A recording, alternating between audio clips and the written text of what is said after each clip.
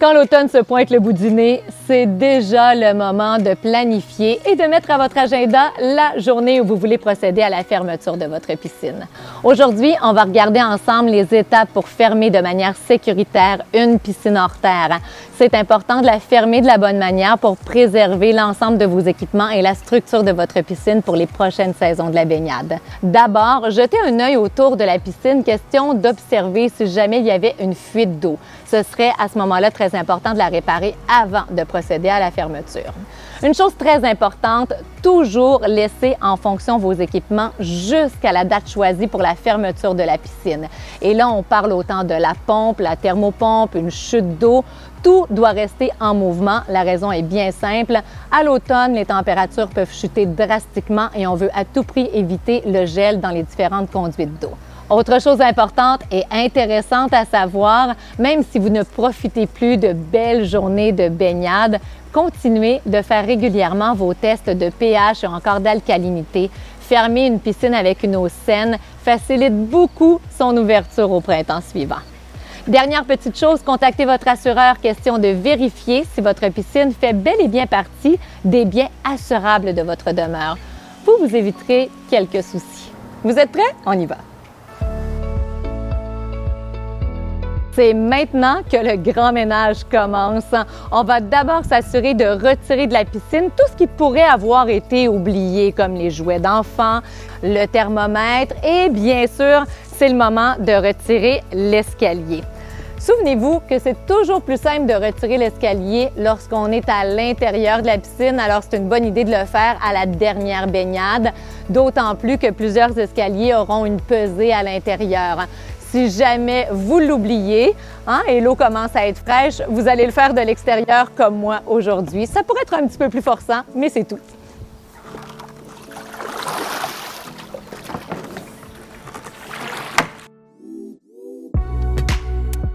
Avant l'hiver, c'est important de procéder à un bon nettoyage de votre système de filtration. Chaque installation est unique, alors vous avez peut-être un système au sable ou encore à cartouche.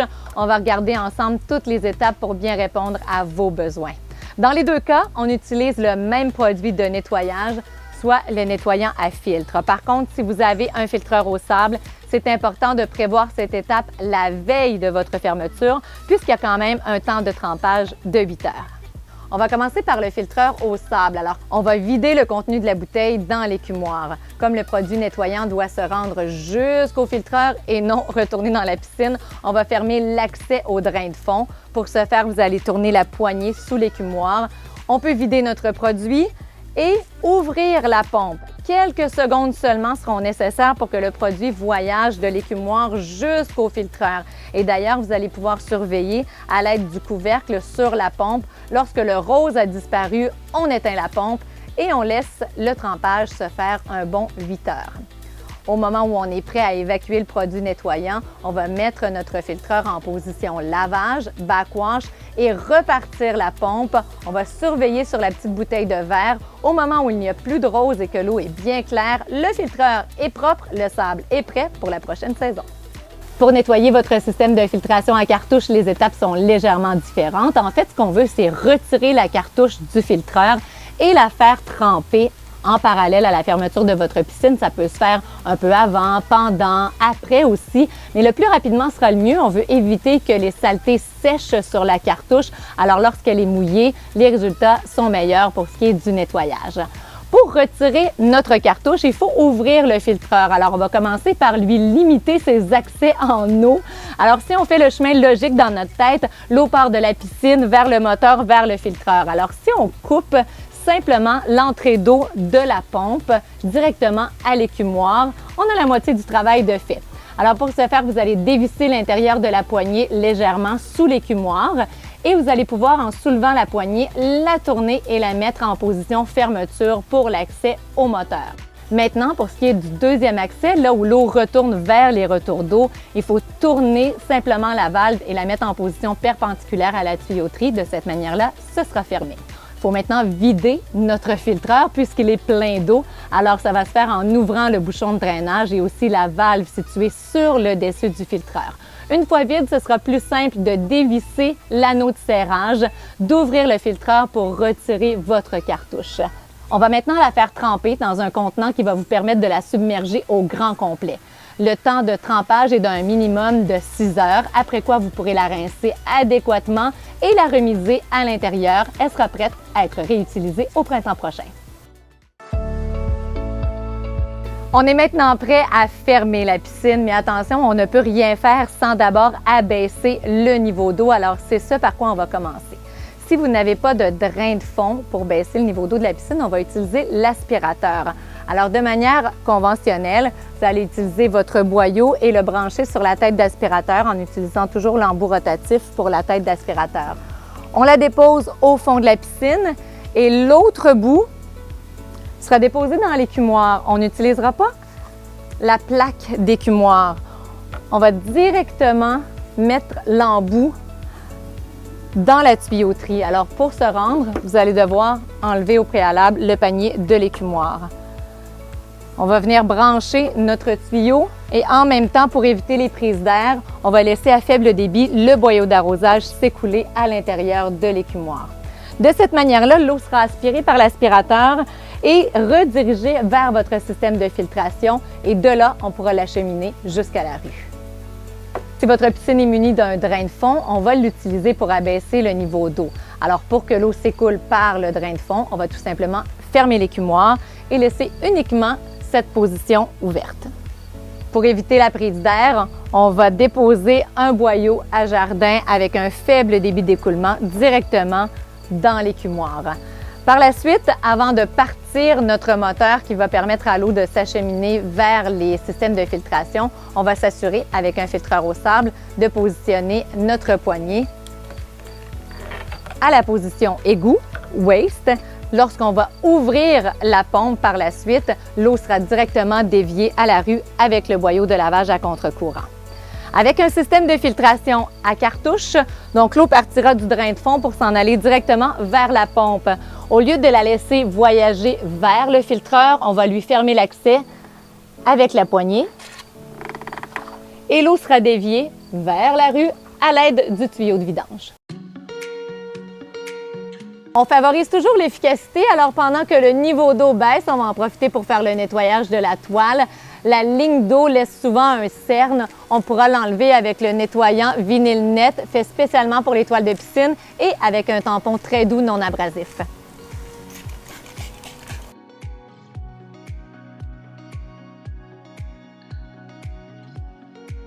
Une fois que le niveau d'eau est à 20 pouces sur le cadrage de l'écumoire, c'est le bon moment pour mettre de l'Iverside. On est prêt maintenant à hiverner notre équipement et si votre piscine est munie d'un drain de fond, c'est définitivement l'étape la plus importante. Ce pourrait être une bonne idée aussi à ce moment-ci, puisqu'il y a beaucoup de tuyaux, de prendre quelques photos. Ça va vous aider au printemps prochain à rebrancher le tout au bon endroit. C'est appréciable d'avoir quelques souvenirs. Tout se passe du côté de l'écumoire pour commencer. Alors, on va bouger notre valve pour la positionner en position d'ouverture complète. Alors, la ligne d'eau vers le drain de fond et vers la pompe sont en ouverture. On va suivre notre ligne vers la pompe pour la dévisser. On va venir la suspendre, donc la surélever. Ça va vous prendre une attache autobloquante géante vendue en succursale chez Trévi et vous allez venir la passer en dessous du siège de la piscine. Une fois notre ligne d'eau détachée, votre bague de serrage va servir d'ancrage. Alors, vous allez venir passer l'attache autobloquante à l'intérieur pour vous permettre de suspendre la ligne d'eau. C'est une étape très importante, ne la négligez jamais. Ne pas mettre une corde ou un attache plus petit, ça prend quelque chose de solide. Il pourrait arriver que la vis de serrage ici soit trop rigide et que cela vous empêche de monter votre tuyau. Vous pourrez la dévisser un petit peu, mais ne pas oublier de la remettre bien en position, bien solide, avant de passer à la prochaine étape. On s'assure d'avoir retiré notre panier d'écumoire pour venir verser de l'antigel. Vous aurez besoin de 1 à 2 gallons d'antigel, dépendamment de la grandeur de la piscine. Après l'antigel, on va insérer un premier boudin à l'intérieur de l'ouverture de l'écumoire. C'est important de l'insérer le plus loin possible et à la toute fin, faire une boucle avec l'extrémité et venir coincer à l'intérieur de l'ouverture. On va faire le même procédé avec le deuxième boudin. Celui-ci est réservé à notre tuyau qui est déjà en position surélevée. Même chose, on le rentre au complet et avec l'extrémité, on vient coincer la boucle à l'intérieur. Il ne nous reste plus qu'à placer les deux parties de styromousse de part et d'autre de l'écumoire dans chacune des ouvertures et venir les bloquer avec le petit goujon. On va venir compléter quelques manipulations avant de rentrer notre pompe pour l'hiver. On va dévisser la ligne d'eau qui l'unit au filtreur. Celle-ci va quand même passer l'hiver à l'extérieur. On va nettoyer et drainer les composantes de notre pompe. Si vous avez de la difficulté avec le couvercle, vous pouvez utiliser un outil qui est fait spécialement pour ça. À l'intérieur, le panier aura besoin d'un bon nettoyage. Et pour vidanger complètement notre pompe, on va retirer les deux bouchons. Une fois bien nettoyé et bien sèche, on va tout remettre en place et la pompe pourra être remisée à l'intérieur au sec. Pour votre filtreur maintenant, qu'il soit au sable ou à cartouche, on va regarder les dernières étapes avant l'hiver. Avec le filtreur au sable, une fois que l'eau est rendue à la rue, le niveau est abaissé à l'endroit souhaité, on va pouvoir passer de waste, égout, à la position hiver. On va retirer notre manomètre et notre bouteille de verre. Et ne pas oublier surtout de retirer aussi votre bouchon de drainage et de ne pas le remettre en place. On va le ranger dans un endroit sécure pour le retrouver au printemps prochain. Pour ce qui est du filtreur à cartouche, on se souviendra qu'on a nettoyé notre cartouche. Là, on veut s'assurer qu'il n'y a plus d'eau à l'intérieur du filtreur. On va ouvrir la valve sur le dessus. On va dévisser le bouchon de drainage. On s'assure qu'il n'y a plus d'eau qui coule. On remet le bouchon en place. On referme la valve. Le tuyau de retour d'eau doit aussi être détaché de la structure de la piscine, mais une fois qu'il est dévissé, vous allez pouvoir le laisser passer l'hiver à l'extérieur sans problème. On va maintenant ranger nos petits accessoires, le panier, le couvercle et même chose pour la portière de l'écumoire. On va les retirer et les ranger pour l'hiver.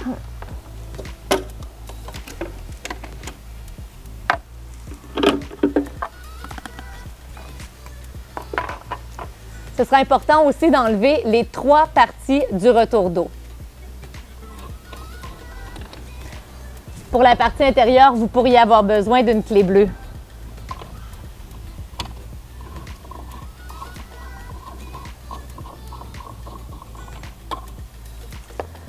Pour Québec, Lévis, les environs, étant donné que le niveau de neige est assez important pendant l'hiver, on va installer un bouchon jaune dans l'orifice du retour d'eau. Au préalable, c'est important de mettre du ruban à téflon avant de le visser. Si vous avez un système d'éclairage dans votre piscine, on va aussi le préparer pour l'hiver. Alors, si c'est une lumière qui est insérée dans le mur de la piscine, vous allez débrancher l'extrémité du fil du transformateur. La lumière peut rester directement dans la piscine pour l'hiver. Le transformateur, lui, on va le ranger à l'intérieur. Si vous possédez des lumières solaires, elles peuvent rester en place pour l'hiver. Si vous avez, comme c'est le cas ici, une lumière sur l'écumoire, on va aussi la débrancher tout simplement du transformateur.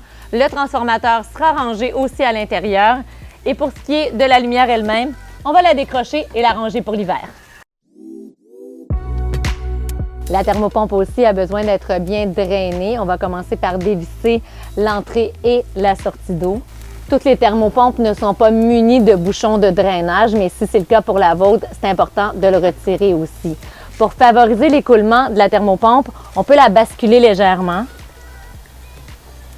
Et par la suite, on va venir déposer dans l'orifice du bas un premier bouchon d'étanchéité. Assurez-vous, si vous avez un bouchon de drainage, de bien l'avoir remis en place parce qu'on va ajouter un peu d'antigel dans la thermopompe.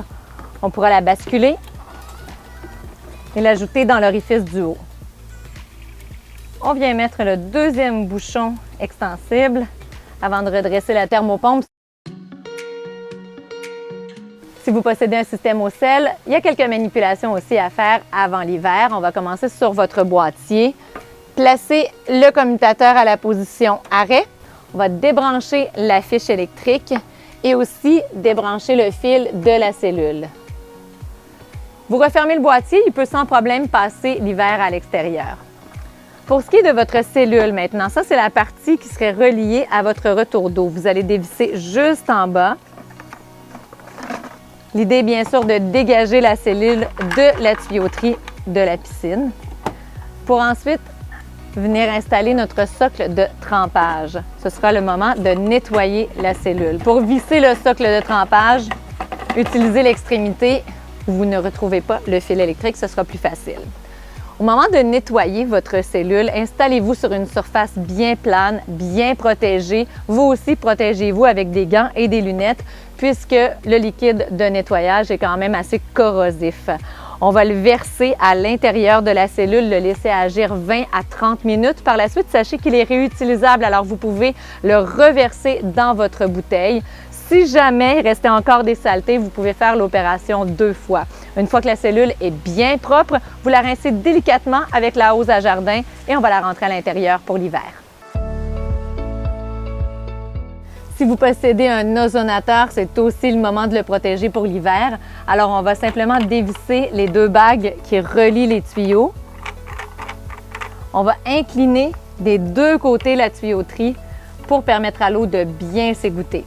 Ensuite, on débranche le fil vert. Il peut passer l'hiver à l'extérieur avec le boîtier, mais si vous voulez, ça peut aussi entrer à l'intérieur. La plomberie, on va la mettre à l'abri à l'intérieur pour l'hiver et on n'oublie pas bien sûr de débrancher la fiche électrique. Place au chlorinateur maintenant. De chaque côté du chlorinateur, vous avez un tuyau qui est relié à la plomberie de la piscine. Dans chacun des cas, on va le dévisser. Par la suite, mettre le commutateur en position full. Au moment de l'ouvrir, soyez vigilants quand même, il pourrait y avoir des émanations de produits chimiques. S'il reste des pastilles de chlore à l'intérieur, ce serait important d'en disposer de manière sécuritaire. Et là, il faut l'assécher, alors vous allez l'incliner pour vider l'excédent d'eau. Une fois qu'il est bien sec, bien propre, on remet le couvercle et on le range à l'intérieur pour l'hiver. Les étapes de fermeture sont maintenant terminées, mais pour conserver votre eau bien propre pendant l'hiver, c'est important d'y ajouter des produits chimiques. Alors, votre trousse de fermeture, vous la choisissez si vous avez une piscine au sel ou encore traditionnelle. C'est aussi très important de bien lire les étiquettes sur les différents produits pour bien les utiliser. D'ailleurs, c'est ce que je vous suggère aussi avec tous les produits qu'on a utilisés pendant le tournage de cette vidéo. Si jamais vous possédez une marque différente, référez-vous aux étiquettes sur l'emballage pour une utilisation optimale. On a dévissé quelques joints, on a vu tomber à droite et à gauche quelques joints d'étanchéité. Ça aussi, c'est important d'y appliquer un lubrifiant à base d'eau avant de les rentrer pour l'hiver. Lorsque vous venez nous voir en magasin pour avoir de précieux conseils, vous procurer vos différents produits, n'hésitez surtout pas à nous présenter des photos de vos équipements. Si vous avez, par exemple, à vous procurer des bouchons, ça va nous aider à vous fournir le bon produit pour votre matériel. Au moment d'installer votre toile de protection pour l'hiver, votre toile mèche, on va commencer par installer la corde tout au contour de la piscine et la serrer avec un peu de résistance grâce à l'outil de tension. Pour supporter la toile, on va installer un système d'élastique en forme d'étoile. À chaque extrémité des élastiques, on a un crochet qu'on va venir accrocher sur la corde qui est tendue au contour de la piscine. À cette étape-ci, c'est bien d'être accompagné d'un ami. On vient déposer la toile par-dessus le système d'élastique et ensuite, tout au contour de la toile, le câble de serrage devrait être tendu à son tour. On va arrêter la tension au bon moment, c'est-à-dire lorsqu'on est toujours capable de soulever la toile pour passer par-dessus un couvre-joint. Périodiquement, pendant l'hiver, il faudra vérifier cette tension-là parce qu'avec le poids de la glace, ça pourrait devenir trop serré et à ce moment-là, il faudrait défaire un petit peu la tension pour toujours être en mesure de soulever la toile par-dessus le couvre-joint. Si vous avez suivi chacune des étapes de cette vidéo, votre piscine est maintenant prête pour l'hiver et nous, on a déjà hâte de vous retrouver au printemps prochain. Sachez par contre que si le temps vous manque ou encore la tâche vous paraît trop complexe, Trévi offre un service de fermeture de piscine à domicile et vous pouvez prendre rendez-vous directement en ligne sur trevi.ca. À bientôt!